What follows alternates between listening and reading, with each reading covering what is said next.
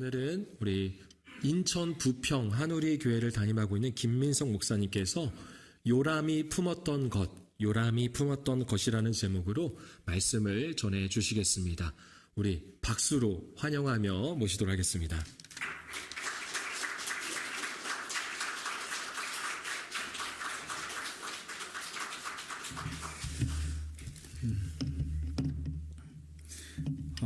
할렐루야. 저는 인천 부평에서 한우리 교회를 섬기고 있는 김민석 목사라고 합니다. 우리 이강현 목사님과는 선교대학원에서 함께 수학을 한 동기이시고, 우리 광현 목사님이 나이가 많아 보이나요? 제가 많아 보이나요? 우리 광현 목사님이 저보다 한 3살 많으십니다. 형님이신데, 제가 원래는 관계를 이렇게 넓게 하는 편이 아니에요. 그런데 우리 광현 목사님하고는 몇 안 되는 제가 사랑하는 목사님으로 교제하고 있는 형님 목사님이십니다. 오늘 하나님의 인도하심 가운데 모현제일교회에서 함께 말씀을 나눌 수 있게 돼서 너무 감사하고 하나님께 영광을 돌립니다.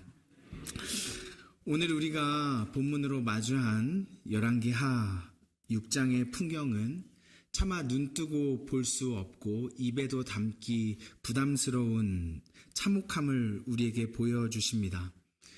하나님 앞에서 악한 왕이라고 하면 여러분 누가 떠오르시는지 모르겠어요.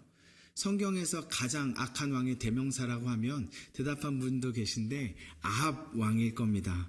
오늘 본문에 있는 요람 왕, 원래는 여호람이었는데 이제 아합이 유다의 왕과 혼인관계를 맺거든요. 그래서 서로 이름을 바꿔요. 여호람 그리고 이제 요람 이렇게 해서 이름이 헷갈리기 때문에 원래는 여호람인데 유다와 섞여지면서 그 이름이 요람이라고 성경에 또한 기록되어 있습니다. 이 요람 왕은 이스라엘 아합 왕의 차남입니다. 그가 이스라엘을 다스리고 있을 때 아람의 공격으로 인하여 이스라엘이 굉장히 곤란한 상황에 처하게 되었습니다.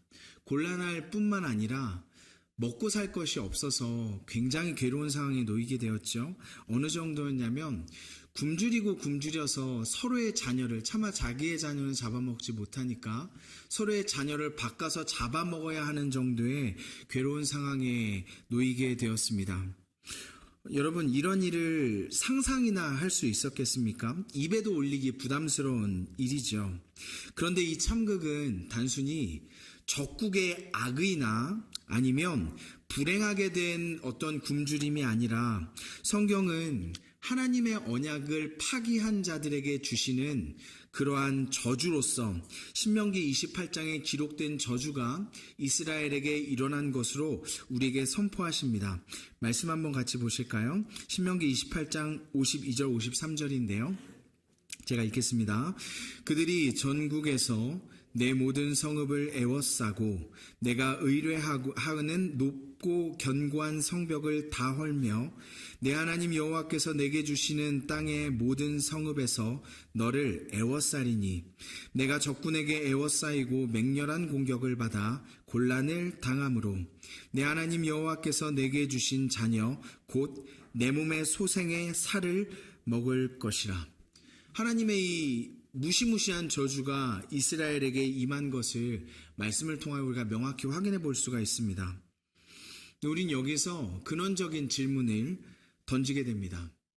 하나님께서는 왜 당신의 자녀 선택한 백성 이스라엘을 돕던 손길을 멈추셨는가?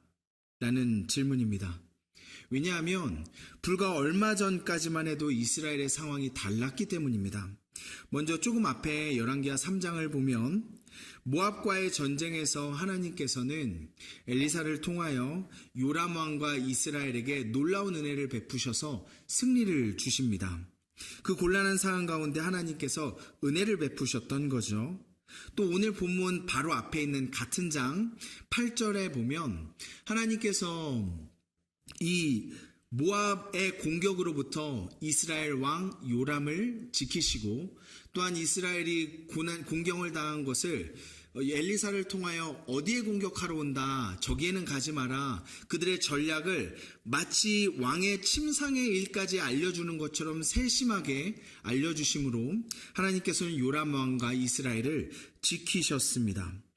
그런데 오늘 말씀을 보면 몇 절 안 되는 뒤에잖아요.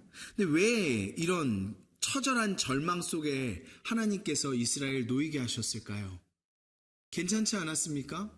하나님이 은혜 베푸셨던 때가 분명히 있었는데 왜 하나님께서는 갑자기 이스라엘을 돕던 손길을 거두시고 철저한 절망의 구렁텅이 가운데 이스라엘을 놓아두셨을까요? 이미지 한 장 보시겠습니다. 악한 왕 아합이 죽은 이후에 아합의 뒤를 이어 왕이 되었던 사람은 장남 아하시아였습니다. 아하시아는 자기가 난간에서 떨어져서 죽을 병에 걸렸을 때 하나님과 전혀 상관없는 자기 엄마 이세벨이 섬기던 그 신앙을 따라서 내가 어떻게 될지, 지금 병에 걸려서 죽게 되었는데 내가 어떻게 될지 바알을 섬기는 선지자에게 가서 물어보던 철저한 바알 숭배자였습니다. 그런데 어떻게 됐죠? 하나님께서 사자를 보내셔서 네가 그렇게 하였느냐라고 말씀하시며 그가 죽게 되었죠. 아마 이 아하시아를 이어 왕이 된 차남 요람은 이것을 보았을 것입니다. 그래서 그는 바알의 주상들을 깨트리고 우상을 제거합니다. 요람 왕은 아버지 아합이 세운 우상들을 제거하는 종교적인 결단을 보였습니다. 3장 2절에 나오는데요. 아마 형의 죽음을 보면서 깨달은 것이 있지 않았을까 생각합니다. 그는 또한 위기의 순간에서 여호와의 이름을 입에 담을 줄도 알았습니다. 그리고 오늘 본문에 보면 좀 뭔가 이상하긴 하지만 엘리사를 죽이는 것에서도 여호와의 이름을 걸고 그 일을 하는 것을 볼 수가 있지요. 어쩌면 요람은 표면적으로는 여호와 하나님을 아는 것처럼 보이고 신앙생활 열심히 하는 사람처럼 보이기도 합니다. 그러나 그에 대한 성경의 평가는 매우 냉정합니다. 열왕기하 3장 3절을 보면 성경은 그에 대하여 이렇게 평가합니다. 그가 여로보암이 이스라엘에게 범죄하게 한 그 죄를 따라 행하고 떠나지 아니하였더라. 여기서 여로보암은 이스라엘의 첫 번째 왕이죠. 하나님께서는 여로보암을 통일된 이스라엘 찢으셔서 여로보암에게 주시면서 하나님을 잘 섬기고 마치 다윗에게 주신 것과 같은 놀라운 언약을 주셨습니다. 그런데 여로보암은 하나님이 자기를 왕으로 세웠음에도 불구하고 이 하나님을 믿는 신앙을 그저 사용하여 종교적인 시스템으로 만들어버립니다. 요람에게도 하나님을 경외하는 것은, 하나님을 섬기는 것은 종교적인 모습을 가지고 있지만 사랑과 경외의 대상이 아니라 나의 문제를 해결해 주어야 할 하늘의 도구로서 하나님을 사용했습니다. 그는 하나님을 믿는 사람이 아니라 하나님을 사용하는 사람이었습니다. 겉으로는 바알의 우상들을 치웠지만 그 마음속에는 여전히 나라는 우상을 나의 보좌에 앉혀놓고 오히려 하나님을 보좌 아래서, 자기의 보좌 아래서 부리려고 했었던 것입니다. 그런 요람에게 하나님께서는 견디기 힘든 고난을 허락하십니다. 서로의 자녀들을 잡아먹어야 하는 그 정도의 괴로움과 굶주림을 경험하면서 견딜 수 없는 고난 속에서 요람은 오늘 본문에 하나님의 사람 선지자 엘리사를 죽이려고 합니다. 여러분, 그것에는 나름대로의 이유가 있었어요. 왜냐하면 이 요람에게는 지금 아람 왕의 군대가 북이스라엘 수도 사마리아를 포위하고 있어서 사마리아 성 사람들이 고난을 당하고 있잖아요.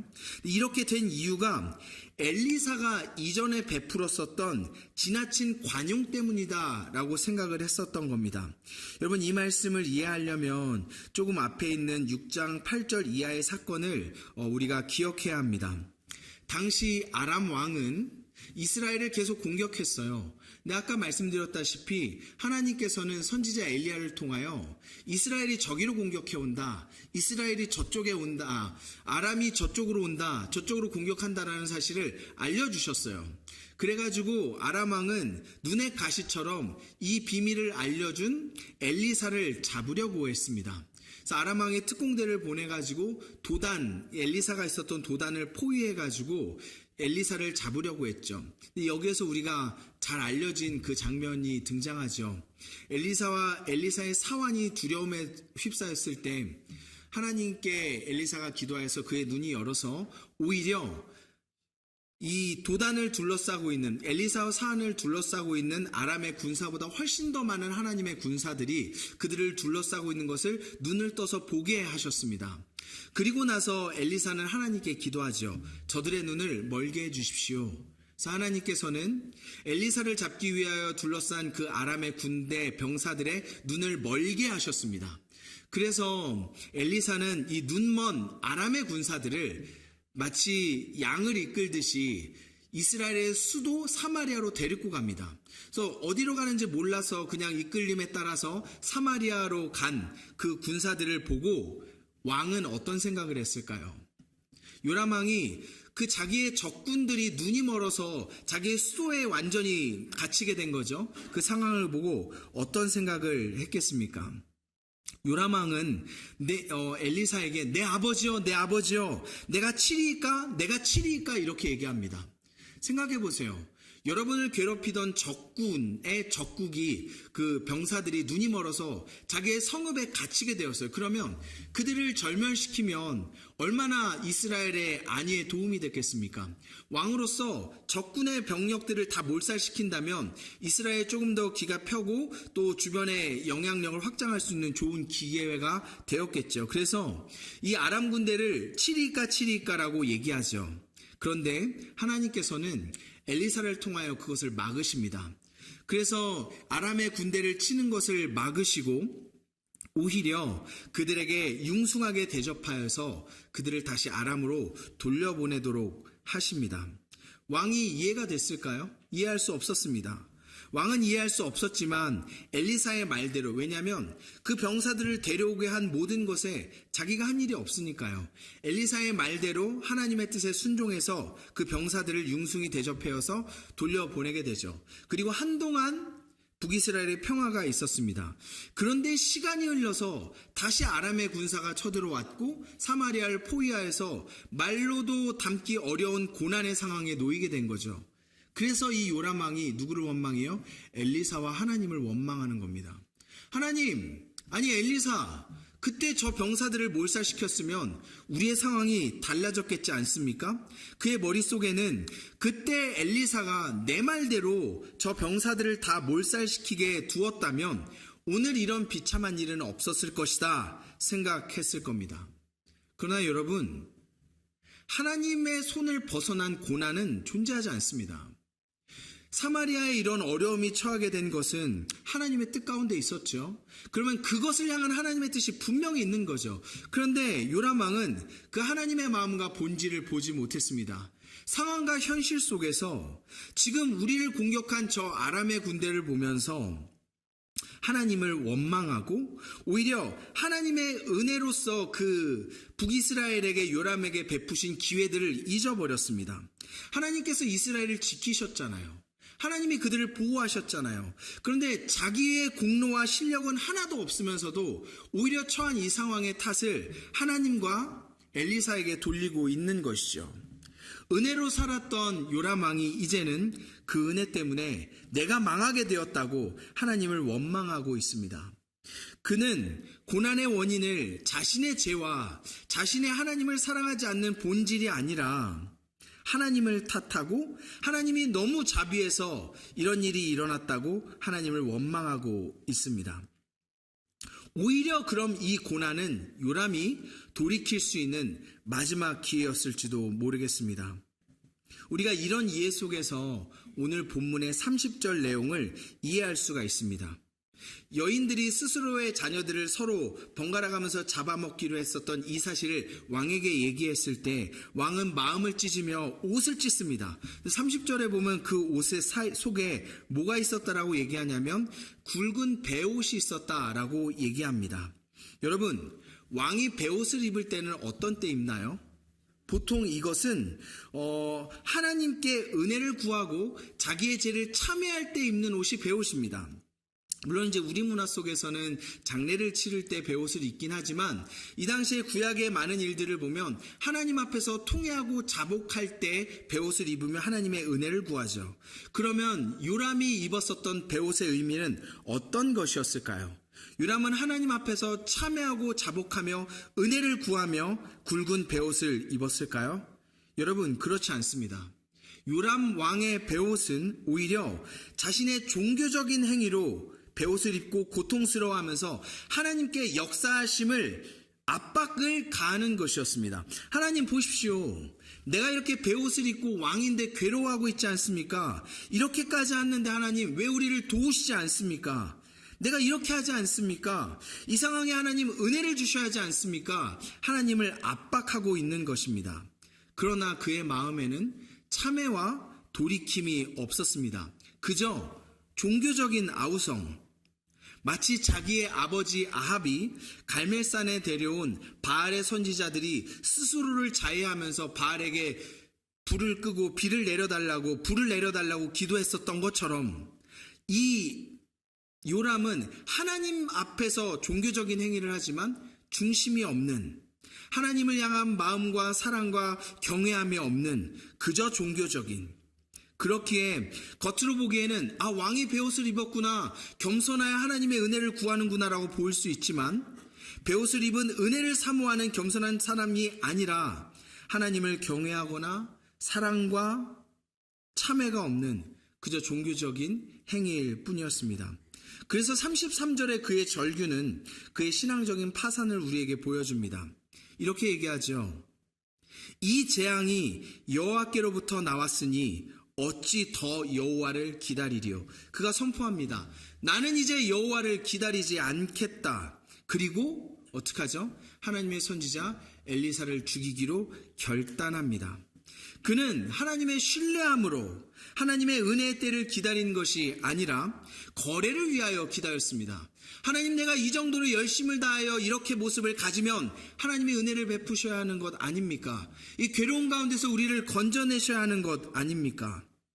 그는 참회의 베옷을 입었던 것이 아니라 그 거래가 실패로 돌아가자 마음속에 품었던 칼을 꺼내들고 하나님의 사람을 향하여 겨눕니다. 여러분, 이것이 종교적 인간의 실체입니다. 겉으로는 경건의 모양을 갖추고 있으나 하나님을 사랑하고 경외하는 것이 아니라 마치 부처든 다른 어떠한 신의 이름을 그저 여호와 하나님이라고 바꾸어서 하나님께서 복을 주시기를 원하는 종교적인 모습으로 하나님을 압박하는, 언제든지 자기의 기대가 깨어지면 뒤집어서 시커먼 속내가 드러나 하나님을 향한 경외감과 종교적인 모습을 뒤집어서 원망과 살이를 품고 있는 분열된 자를 가지고 있는 종교인. 절망이 극에 달해 왕이 보낸 사자가 선지자를 죽이러 도착했습니다. 즉 요람이 하나님, 이제 내가 더 이상 기다리지 않겠습니다 라고 선포하여 하나님의 선지자를 죽이러 보낸 그 순간 하나님께서는 침묵을 깨고 다음의 일, 내일을 선포하십니다. 7장 1절인데요.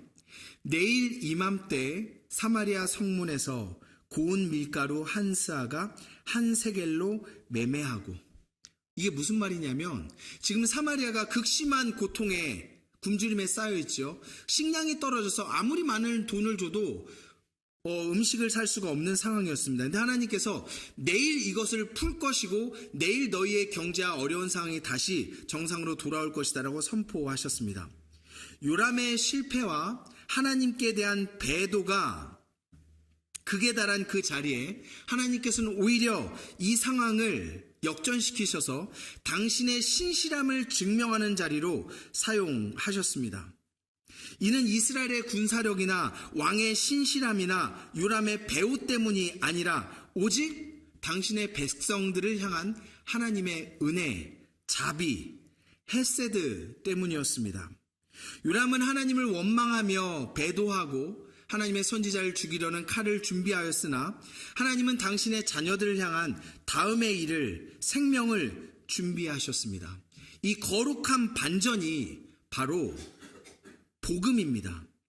하나님께서는 당신의 놀라운 방법으로 아람의 군대를 물리치셨습니다. 그리고 하나님의 은혜를 나타내셨습니다. 요람이 그렇게 사모하던 일 아닌가요? 이 고난 가운데서 우리를 놓이게 하시고 우리가 다시 자유롭게 하여 달라고, 굶주림에서 벗어나게 하여 달라고 요람이 종교적인 행위를 하며 하나님께 사모하던 것 아니었습니까? 그러나 사마리아의 군대가 아람의 군대가 사마리아 성으로 들어갈 때 요람의 공로가 하나도 없었던 것처럼 사마리아 성에서 포위를 푸신 것 역시 하나님의 절대적인 은혜였지 요람의 공로는 아무것도 없었습니다. 이 놀라운 구원의 소식을 여러분 가장 처음 접한 자가 누구인지 아십니까? 그들은 성문 어귀에 앉아서 죽어가기를 기다리며 공동체로부터 부정하다 소외받고 버림받았던 4명의 나병 환자들이었습니다. 그들은 자신들의 부정함 때문에 공동체에서 쫓겨나 외진 곳에서 버림받은 사람들이었습니다. 요람처럼 종교적인 베옷을 입고 하나님을 압박하여 하나님 이렇게 일하여 주셔야 되지 않습니까? 라고 하지 아니하고 진솔하게 있는 모습 그대로 자기의 비참함을 그대로 껴안고 가만히 있으면 죽게 된다라고 생각하며 성 밖으로 발을 내딛었던 가장 작고 연약하던 사람들이었습니다. 율법에 의해 저주받았다라고 여겨지던 그들이 오히려 왕이나 다른 어떠한 사람들보다 하나님의 잔치에 참여하는 은혜를 입었습니다. 여러분, 반면 요람은 어떻죠? 성경은 이 일에 관하여 요람을 직접적으로 언급하지는 않습니다. 물론 뒤에 보면 요람은 아람의 군대에 의하여 상처를 받고 배신에 의하여 죽임을 당하게 됩니다. 그러니까 요람이 어떤 신앙을 가지고 있었는지를 뒤의 결과를 통하여 성경에 보여주시죠. 그러나 오늘 본문에서는 요람이 아니라 7장 2절에 보면 요람이 그의 손에 의지하던 장관을 통하여 하나님께서 일하시는 것을 보여주십니다. 이 장관에 대하여 본문이 이렇게 표현하는데요. 요람이 의지하던, 그의 손에 의지하던 장관. 하나님께서는 일부러 이 장관을 통하여 너희가 요람이 의지하던 것이 무엇인가 그 실체를 보여내 주십니다. 이 장관은 하나님의 능력을 비웃습니다. 선지자 엘리사가 내일 하나님께서 다시 승리를 주시고 이 고난 가운데서 너희를 구원하실 것이다 선포하였을 때 이 장관은 이렇게 얘기합니다. 여호와께서 하늘에 창을 내신들 이런 일이 있으랴, 이렇게 말합니다. 감히 여호와 하나님을 입에 올리면서 하나님께서 하늘의 창의 문을 내셔도 다시 이런 풍요로운 것은 일어나지 않을 것이다 라고 이야기합니다. 여호와 하나님을 들먹이면서 하나님을 무시하고 하나님의 역사하심을 바라보지 않습니다. 자기들이 그렇게 사모하던 상황을 은혜가 선포되었음에도 하나님은 그렇게 하실 능력이 없다고 이야기합니다. 성벽 안에 갇혀서 하나님의 은혜의 날을 거부합니다. 결국 그는 어떻게 되냐면 하나님께서 열어주신 풍요가 쏟아지는 그날에 백성들이 먹을 것을 향하여 달려가는 그 발걸음에 밟혀서 성문 어귀에서 죽게 됩니다. 사랑하는 성도 여러분, 이것이 복음의 역설입니다. 하나님은 스스로 의롭다고 여기며 종교적인 행위로 하나님을 압박하는 자들에게는 침묵하시나 자기의 연약함과 부족함을 깨닫고 오직 주님의 긍휼만을 바라보는 자들에게는 한량없는 은혜와 자비를 베푸십니다. 구약이 이처럼 처절한 실패와 절망의 끝자락에 우리에게 발견된 은혜가 무엇이죠? 하나님이 너희와 함께 계신다. 하나님이 우리와 함께 계신다. 선포하시며 이 땅에 오신 임마누엘의 하나님 누구시죠? 예수 그리스도이십니다. 은혜의 때와 회개의 기회를 잡지 못하고 스스로 하나님을 바라볼 수 없는 죄악된 우리에게, 마치 요람과 크게 다르지 않은 우리에게 여러분들은 여러분의 의가 요람보다 낫다고 생각하십니까? 하나님께서 우리를 보실 때, 지금 저를 보실 때, 그래 너는 요람보다 의롭구나 말씀하시겠습니까? 물론 나타나는 현상과 모양은 다르지만 글쎄요. 어쩌면 우리는 요람과 크게 다르지 않을지 모르겠습니다. 그러나 웬 은혜인지 나 같은 죄인에게 성령께서 인도하셔서 예수를 믿게 하는 믿음 주셔서 그것이 나의 의가 되었을 뿐입니다. 우리가 누구를 비판하며 누구를 판단하겠습니까? 그래서 우리가 할 수 있는 유일한 것은 그저 하나님의 은혜 앞에 엎드려져서 그분의 선하심을 바라고 은혜와 자비를 구할 뿐입니다. 여러분, 그래서 예수 믿는 사람은, 신앙으로 성숙한 사람은 누구를 판단하지 않아요. 왜냐하면 내가 나를 알기 때문이죠. 물론 어떤 부분은 의로울 수 있어요. 이것은 잘할 수 있어요. 어떤 부분은 하나님께 기쁨으로 드려질 수 있어요. 그러나 여러분은 완전합니까? 저는 그렇지 못합니다. 그렇기 때문에 이 은혜와 사랑을 안 사람들은 오히려 낮아져서 더 예수 그리스도의 사랑이 커지고 내가 낮아지고 죽어질 수밖에 없는 것이죠. 우리의 기대가 멈추고 등을 돌린 그 자리에 하나님께서 찾아오셔서 영원한 생명의 떡이 되어 주셨습니다. 다음 주에 성찬식 하시죠? 그 의미가 무엇입니까? 우리의 영원한 생명이 되신 예수 그리스도를 먹고 마시는 것입니다. 여러분, 우리는 믿음으로 그 떡을 먹은 자들입니다. 하나님과 놀라운 은혜의 신비의 연합을 경험하며 가진 사람들입니다. 그런 우리가 마음속에 품어야 될 것이 무엇이겠습니까? 종교의 배우십니까? 아니면 겸손함과 낮아짐과 죽어짐으로 사랑으로서만 주님 앞에 엎드려지는 믿음이겠습니까? 하나님은 어떤 자들에게 은혜와 역사하심을 베푸십니까? 여러분, 말씀을 맺도록 하겠습니다. 이스라엘에게 부어진 저주는 신명기 28장 52절 이하에 기록되어 있다는 것을 아까 초반에 확인하셨습니다. 여러분, 이 신명기 28장의 말씀이 여러분에게 이루어지시기를 사모하십니까? 그렇지 않죠. 입에도 담기 괴로운데요.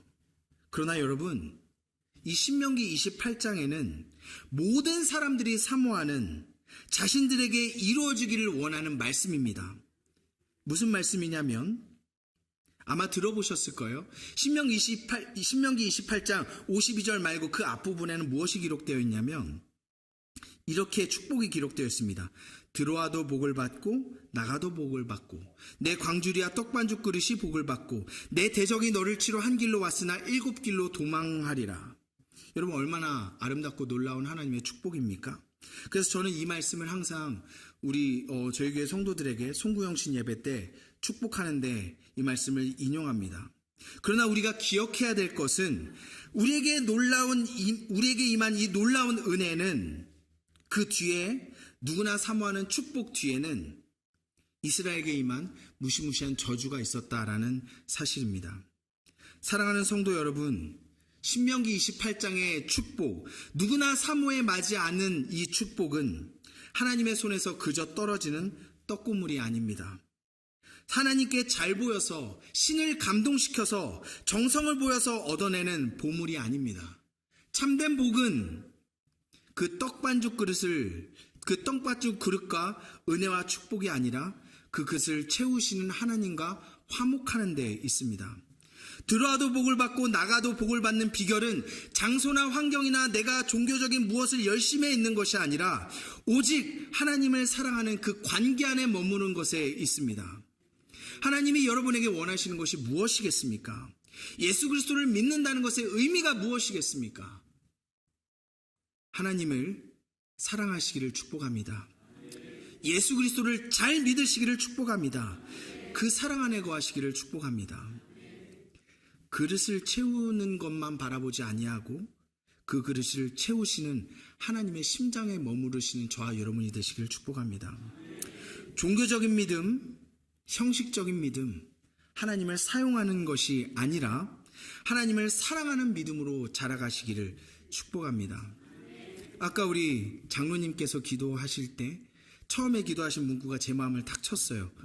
우리들의 영원한 꿈과 소망이 되신 하나님, 그저 기도의 문구가 아니라 여러분의 꿈과 소망이 하나님의 손에서 떨어지는 복이 아니라 하나님 자체가 되시기를 축복합니다. 형식적인 종교의 베옷을 벗어던지고 가슴속에 품었던 원망의 칼을 내려놓고 하늘의 창을 내시며 그분이 베푸시는 놀라운 은혜만을 사모하여 하나님 앞에 납작 엎드려져 예수 그리스도의 십자가만을 붙들고 좁은 그 길을 가시는 저와 여러분이 되었으면 좋겠습니다. 나의 연약함을 인정하고 우리 자신을 온전히 하나님께 내어 던질 때 은혜가 풍성하신 하나님께서 놀라운 은혜와 사랑과 역사하심으로 여러분을 채울 것을 확신합니다. 우리 사랑하는 모현제일교회가 사모하는 복이 떡반죽 그릇에만 머무는 것이 아니라 그 그릇을 채우시는 하나님과 함께 있음을 기억하며 놀라운 은혜를 오늘도 풍성히 누리셨으면 좋겠습니다.